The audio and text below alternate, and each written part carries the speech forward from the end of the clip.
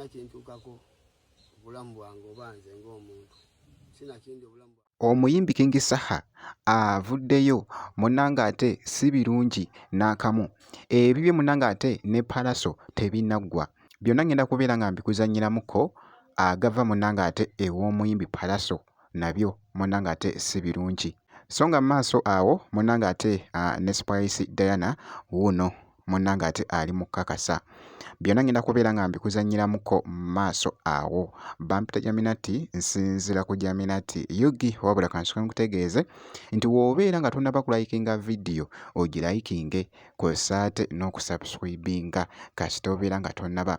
Ntandise munnanga ate omuyimbi King Saha avuddeyo munnanga ate n'obumu obw'ekitalo ennyo ng'ali mu kutegeeza munnanga ate ensi mu katambi kano kaatadde munnanga ate ku mukutu ogwa TikTok. Buno obubaka nja bulekera ensi in case ekintu kyonna kintuukako obulamu bwange oba nze ng'omuntu sina kindi obulamu bwange ogenda. Nina abantambulirako nga bali mu deep state ng'ate bakombayininga ne bayimbi bannange bagezaako gifuula lutalo in between balukakawo. Nze zo bategeeza nsiina lutalo na muntu yenna, siina na buzibu na muntu yenna, naye just in case nga waliwo ekibaddewo embeera yeeyo. Omuyimbi King Saha bw'atyo munnanga ate bw'avuddeyo. Amawulire ge nninawo galaga nti ono omuvubuka gwe baakubye amannyo oyo gwe mulaba simanya ye Kisilan yabadde ayagala kufumita King Saha Bennett era yabadde agirina. Omu ku babbawunsa ba King Saha gwe ngenda obbateerawo awo mugenda kumulaba oyo Gaya ayina nnaka ezaakuusiira. N'amulaba era mwamulabye ng'ayimiridde ku mmotoka n'amukuba soketi n'amukuba layiti. Kwe kusesema oyo Kafecce gwe mulaba asesema. Kyova olaba yavumye King Saha n'amwemulira mu busungu nga bamaze okugwa mu lukwerwe. Ono yabadde ayagala kufumita King Saha Bennett mu VV. Kigambibwa mbu yadde agikwatidde muno mu kibatu ng'ayagala ginyiga amufumite VV. Kubanga kigambibwa mbu Pallaso ye yabadde waawo nga ayimiridde ne King Saha nga yeefuula mbu tabimanyi, yeefuula nti embeera eri mu nteeko nnyo. Kumbe banene abasajja batendeka ate bakugu baamulabye dda. Okitegeera? Nabagambye olutalo Pallaso taluliimu yekka, yatumiddwa okuva mu Federation. Mujjukire nti Pallaso mu Federation mukulu era ayinayo ekifo era be bali ku ssente y'omusolo be bagikavula. King Saha yeewuunyizza nnyo nnyo, atidde nnyo okuba nti Pallaso yakkiriza akozesebwa abanyambi. Agava munnanga ate ew'omuyimbi Pallaso nabyo munnanga ate nabyo biibyo. Bannange nva wa Pallaso mbadde ngenzera bataano wange ali mu mbeera ki naye baaba Pallaso mukambwe, Pallaso yanyiize, Pallaso alina obusungu. Kyonna kyagenda okuddamu okukola Mukama atusaasire, Mukama amusabire kuba ye Pallaso munyiivu.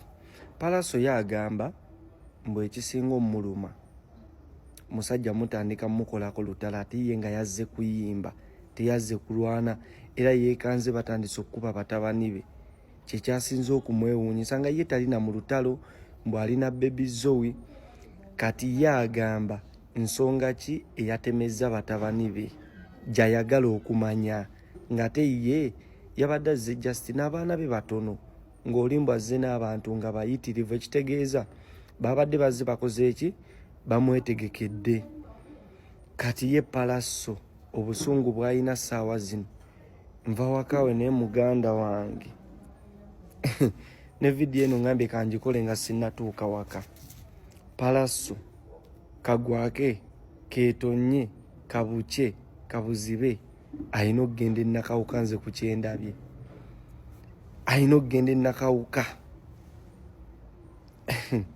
Bane Pallaso mukambwe, Pallaso munyiivu, Pallaso munyiivu. Bannange Pallaso yameese kye ninza obbagamba. Yagamba kansooke ntuuke waka ndyoke mbawo olugambo. Amawulire gano gakyagenda munnanga ate viral okwetooloola munnange ate si byangu n'akamu. Wabula nga nkwongeddeyoko ku muyimbi Spice abadde n'obubaka munnange ate obw'enjawulo bw'abadde akakasa mu katambi kano. Zemuka kuba nzeruga bebandabako ne bacacayika yenze namukwa omubimbaka kimanyi mundoota ne mukukumuka zetunteeka mu bali zakikuba ddadi eno laavu mpya ze ndi ku sito kumpya eno ebintu bipyapyapyalapya atuse ndabira wadali wange. Hey, what's up, fans of Spice Diana Gadgets mwenna musaleko 8th May. I'm going to be performing Cask Lounge Clock It Fridays, of course hosted by Hambosu and Labos Events. Musaleko wanange best on the 8th of May. Clock it. Agenda kubagunda munnange ate omuziki abantu be era nga bw'owulidde munnange ate mu kifo kyagenda okubeeramu omuyimbi munnange ate Spice kigenda kubeera munnange ate kikambwe nnyo. Wabula kye njagala okutegeeza nti subscribinga ojja kubeera ng'ofuna munnange ate obubaka bw'onaaba oyagala munnange ate obukwata ku muyimbi wo nga Spice Diana. Wabula ky'olina okukola ku subscribinga ebisigadde byonna obitwekere.